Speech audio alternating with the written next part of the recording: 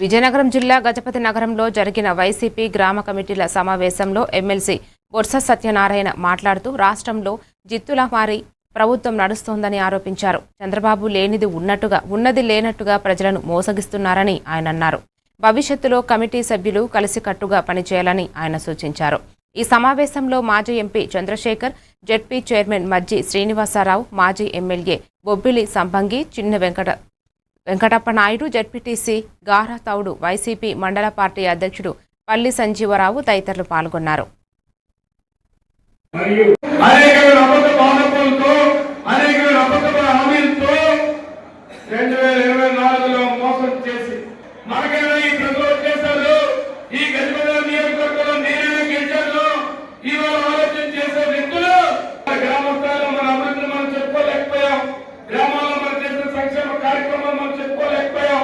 గ్రామాల్లో వారు చేసిన అబద్ధపు ప్రచారాన్ని మనం తిప్పి కొట్టలేకపోయాం. దానికి కారణమే ఈ రోజు మనం ప్రతిపక్షంలో ఉన్నాం. చెప్తున్నాను, జాతీయ స్థాయిలో గ్రామాల్లో కార్యక్రమాన్ని ఇవాళ కూడా నాయకులు, పెద్దలు, అధికారులు ఆలోచన చేయండి. లేదు దొంగని కొనే మానవుడున్నారా, ఎందుకు గుర్తొచ్చి ఆ దొంగకుంటే కొన్ని కేంద్రాన్ని ఎందుకు మీరు కట్టుకొని అడుగుతున్నా ఆ కార్యక్రమానికి చేసే పరిస్థితి